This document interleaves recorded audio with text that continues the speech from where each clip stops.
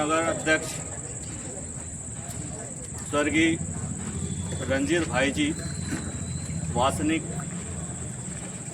की 53वां जन्म दिवस है। उस जन्म दिवस के अवसर पर ब्रह्मे जी देवी प्रसाद जी ब्रह्मे को मैं अनुरोध करूंगा कि वो दीप प्रज्वलित करके इस प्रोग्राम की शुरुआत करें।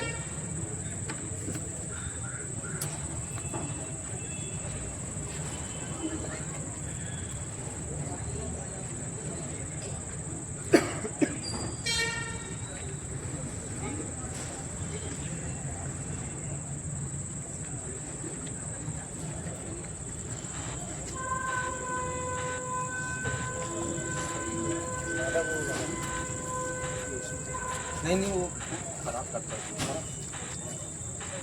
सभी आगंतुक और माताओं बहनों से भी अनुरोध करूंगा मैं कि श्रद्धा सुमन अर्पित करके रंजीत भैया का जन्म उत्सव मनाएं।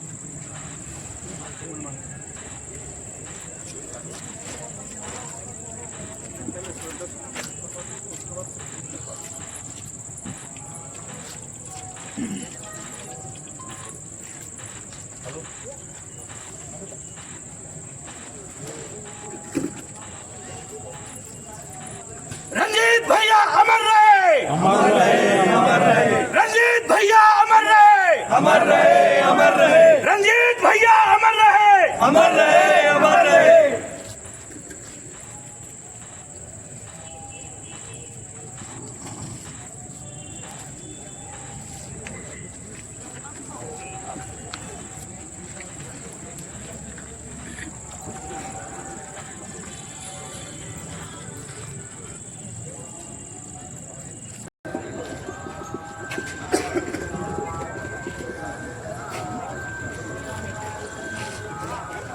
मेरा राशन कार्ड और वही में बनवाओ। ऐसे मैं भी तो 20-25 साल से यहाँ तुम लोगों से जोड़ा हूँ। क्या बड़ा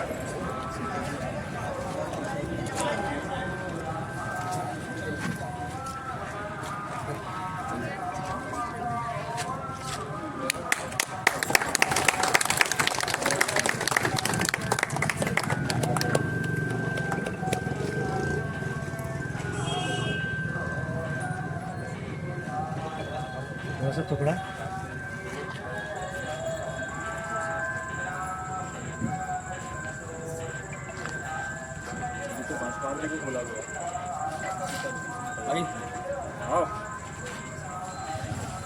वंशकार जी श्रद्धा सुमन अर्पित करें।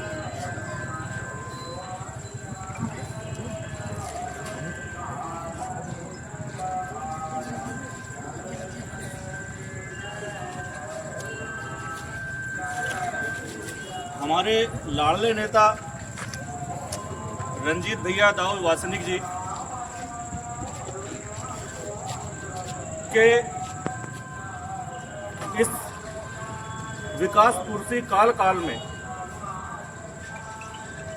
उनकी विचारधारा और विकास मोर्चे को नई दशा देने के लिए हमारे बड़े भैया श्रीमान विनोद वासनिक जी हम लोगों को संदेश देते हुए कार्यक्रम को आगे बढ़ाएंगे। नगर के सर्वांगीण विकास के हस्ताक्षर हम सबकी कल्पना का विकसित परिघाट बनाने वाले और हम सबकी कल्पनाओं से भी आगे बढ़कर परिघाट को विकास के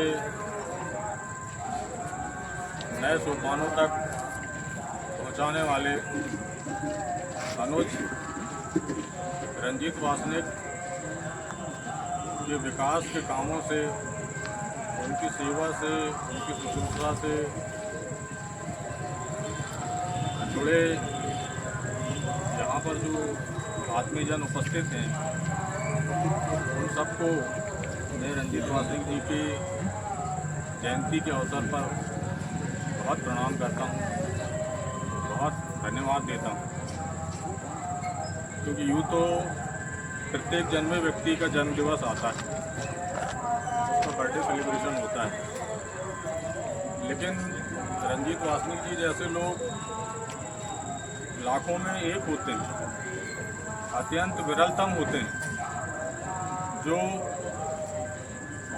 अपनी युवावस्था से लोगों के हर सुख दुख में न केवल भागीदार बनते हैं, बल्कि उनकी हर समस्या का समाधान करने का मार्ग तलाशते हैं।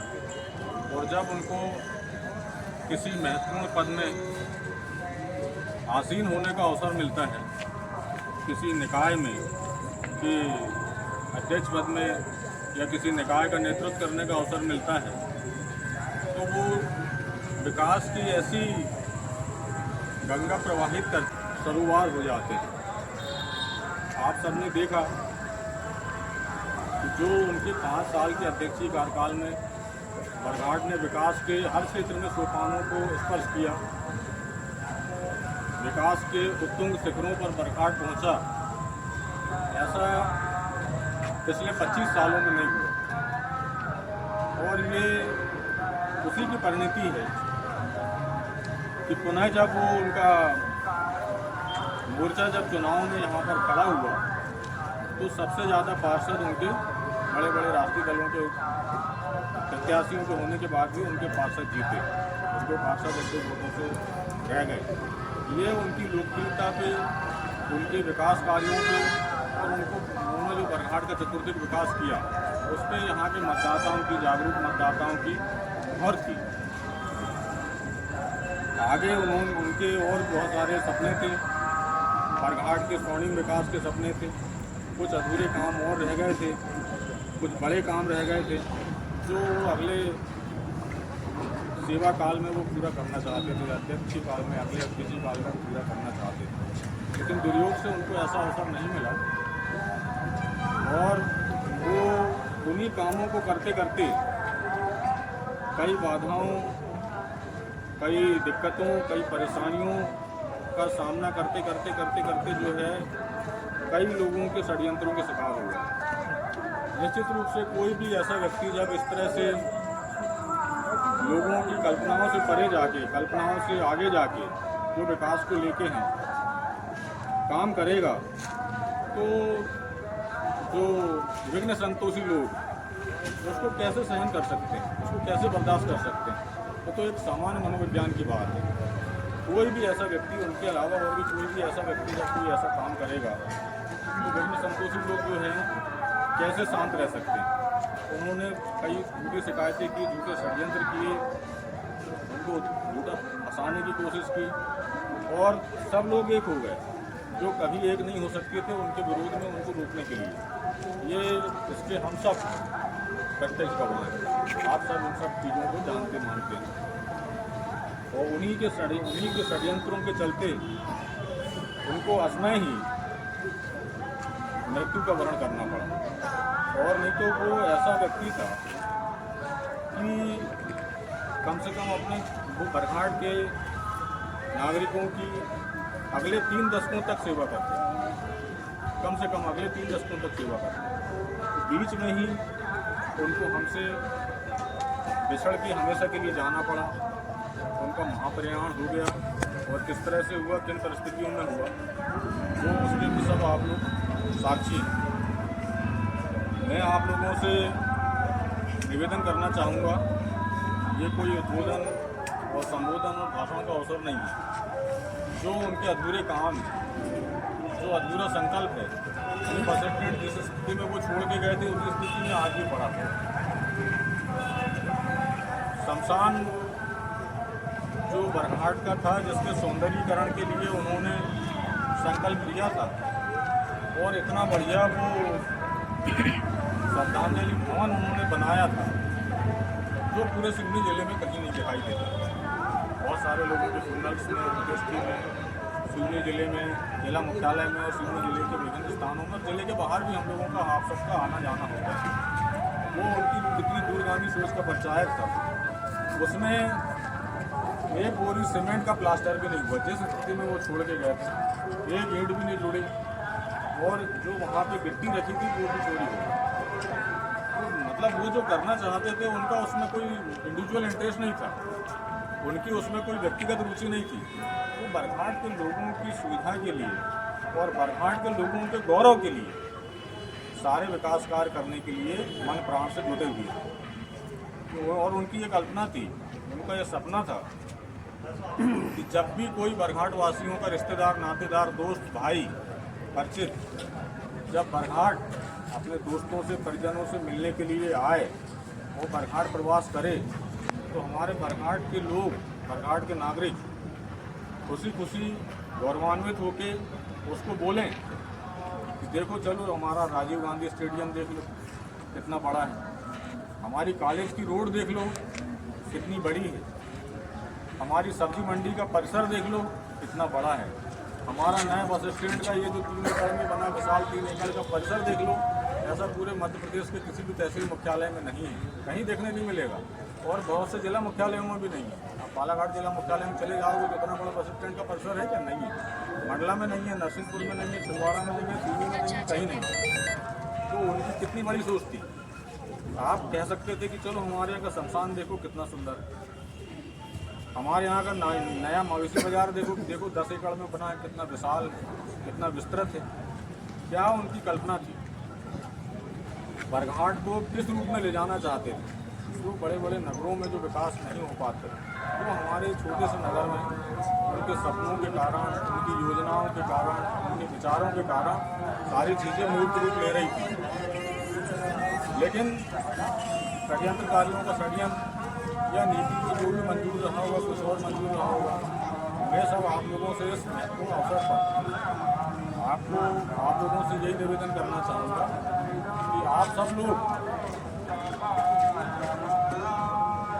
ये संकल्प लें कि जो भी बरघाट के चतुर्दिक विकास के, चौमुखी विकास के, सर्वांगीण विकास के, रंजीत वासनिक जी के, विकास पुरुष रंजीत वासनिक जी के अधूरे संकल्प हैं, उन सबको हम सब सारे लोग मिलकर साकार करेंगे, उनके सपनों को साकार करेंगे, उनकी योजनाओं, परियोजनाओं को क्रियान्वित करेंगे और उनके अधूरे कामों को मूर्त रूप देंगे, हर हाल में क्रियान्वित करेंगे। और उसको क्रियान्वित करने का जो लोकतांत्रिक तरीका है, भारत जैसे विशाल देश में आप सब जानते हैं कि वो सब जो है वोट के माध्यम से होता है, मतदान के माध्यम से होता है। तो आप ऐसे जनप्रतिनिधियों को चुनें, ऐसे पार्षदों को चुनें, ऐसे अध्यक्ष को चुनें जो रंजीत वासनिक जी के अधूरे कामों को, उनके संकल्पों को, विकास के संकल्पों को पूरा कर सके, मूर्त रूप दे सके और आप उन कामों को देख के ये कह सकें कि रंजीत मरा नहीं है, वो जिंदा है। उन कामों को देख के देखो इस काम में रंजीत दिख रहा है, उनके इस काम में हमको रंजीत दिख रहा है, उनके इस काम में हमको रंजीत दिख रहा है। उन्होंने इतने विशाल पैमाने पे यहाँ के लोगों को प्रधानमंत्री आवास योजना का लाभ दिलाया।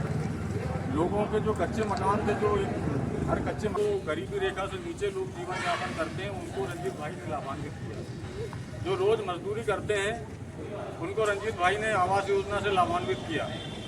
तो रोज़ मतलब जो है रोजी रोटी के लिए संघर्ष करना पड़ता है, उनको आवास की उपलब्धता सुनिश्चित करवाई उन्होंने उस योजना के माध्यम से। और उस योजना का 1 रुपये निजी रूप से आप दूसरे ग्रामों में सुनते होंगे कि वो कोई प्रधानमंत्री आवास योजना का कोई मकान बन रहा है तो सरपंच पैसा मांग रहा है, सचिव पैसा मांग रहा है, हज़ारों रुपये उनको रिश्वत देनी पड़ती है। नगरीय निकायों में भी ये सुनना पड़ता है। लेकिन बरघाट में उनके कार्यकाल में कोई एक भी हितग्राही ऐसा नहीं था, सैकड़ों में, जो आके कह सकता था। उन्होंने बोर्ड लगवाया था वहाँ नगर परिषद सामने, यदि प्रधानमंत्री आवास योजना के लिए कोई भी कर्मचारी आपसे कोई रिश्वत की मांग करता है या किसी तरह से आपको परेशान करता है तो आप मुझे आओ बताओ। तो उनके उस नोटिस लगाने मात्र से सारे कर्मचारियों में भय व्याप्त हो गया। यदि हम किसी को डराएंगे, धमकाएंगे तो योजना का लाभ देने के लिए किसी तरह से पैसे की मांग करेंगे, रिश्वत की मांग करेंगे, तो ये हमारे अध्यक्ष के पास चले जाएंगे। और अध्यक्ष कैसे थे उनको सबको मालूम। लोगों के प्रति कितना उनका लगाव था, गरीबों की कितनी सेवा करने के लिए वो संकल्पित रहते थे और वो चाहते थे कि मेरी जो मतदाता है, मेरी जो जनता है, उसको किसी तरह से मेरे अध्यक्षीय कार्यकाल में कोई कष्ट नहीं होना चाहिए। और उनको लोग जब कोई समस्या बताते थे, छोटी हो या बड़ी हो, तो समस्या हर किसी को बताता है, हर नेता को बताता है समस्या, जो भी समस्याग्रस्त रहता है, जो भी नागरिक रहता है, वो समस्या बताने वाला भूल जाता था कि मैंने अपने अध्यक्ष को कोई समस्या बताई, लेकिन उसकी डायरी में नोट रहता था वार्ड नंबर 10 से कौन आया, वार्ड नंबर 15 से कौन आया, वार्ड नंबर 13 से कौन आया, 14 से कौन आया, 1 से कौन आया और उसने क्या समस्या बताई। और जब उसकी समस्या का समाधान वो कर लेते थे तो उसको जाके सूचित करते थे, क्योंकि उनके पास उनको मोबाइल नंबर, फ़ोन नंबर सब नोट रहता था। और जिसके पास मोबाइल या फ़ोन नहीं है उसको कोई नगर परिषद का कर्मचारी जाके सूचित करता था कि आपकी ये समस्या आपने जो अध्यक्ष जी के संज्ञान में लाई थी उसका समाधान इस तरह से हो गया है। ये उनके काम करने का तरीका है। तो ऐसे जनप्रतिनिधि मैं फिर से कहना चाहूँगा कि अत्यंत विरलतम होते हैं भारतीय राजनीति में, ऐसे उदाहरण दिखाई नहीं देते, अत्यंत मतलब दुर्लभ लोग होते हैं, लाखों में एक होते हैं। तो उनके जो अधूरे काम हैं, उनका जो सपना है, उनको साकार करने के लिए आप लोगों से मैं चाहूँगा कि आप संकल्पित हो जाएं और आज ये प्रतिज्ञा करें कि हम हर हाल में उनके संकल्पों को पूरा करेंगे और उनके संकल्पों को पूरा करने की दिशा में किसी भी रूप में हम किसी भी लोभ में नहीं आएंगे, किसी प्रलोभन में नहीं आएंगे, किसी के दबाव में नहीं आएंगे, किसी के प्रभाव में नहीं आएंगे और हर हाल में हम उनका संकल्प पूरा करेंगे। जितने भी अधूरे काम है, देखो जन्म और मृत्यु प्रकृति का नियम है, क्या है उसकी मृत्यु सुनिश्चित है, लेकिन इस बीच में कुछ लोग जो काम कर जाते हैं वह नामचीन बन जाते हैं। और मैं समझता हूँ विकास मोर्चा जिसका उदय हुआ, जिसको भैया बनाया, इस आशा और उम्मीद के साथ में कि विकास मोर्चा अब भैया के सपनों को पूर्ण करेगा। हम लोग सभी लोग मिलकर के विकास मोर्चा जिंदाबाद के नारों के साथ में एक नई ऊर्जा का संचार करें और इस आशा उम्मीद के साथ में कि हमको भैया के सपने को पूरा करना है। विकास मोर्चा जिंदाबाद, जिंदाबाद जिंदाबाद, विकास मोर्चा जिंदाबाद, जिंदाबाद जिंदाबाद, विकास मोर्चा जिंदाबाद, जिंदाबाद जिंदाबाद। रंजीत वासनिक जी अमर रहे, अमर है, अमर है, रंजीत वासनिक जी अमर रहे, अमर है, अमर है, रंजीत वासनिक जी अमर रहे, अमर है, अमर है। बहुत बहुत साधुवाद आप लोगों को इस जन्म जयंती के अवसर पे फिर से एक बार।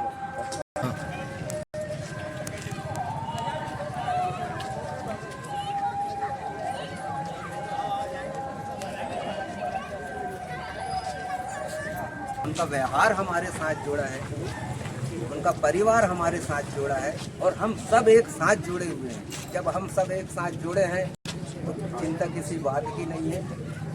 इसके साथ अब मैं क्या कहूँ, उनके सम्मान में, उनके कार्य में, उनका काम का अंदाज में संघर्ष करता मानवता सत्ता विचारधारा के प्रति ऐसा संघर्ष करता न जाने कोटि कोटि जन्मों में भी हमें मिलता है कि नहीं।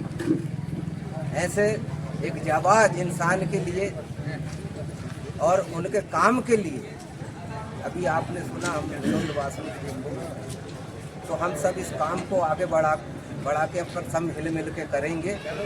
मेरे पास ऐसे शब्द नहीं है उनके बारे में बोलने के लिए, इसलिए मैं अपनी वाणी को विराम देता हूँ। जय हिंद, जय भारत। रंजीत वासनिक जिंदाबाद, रंजीत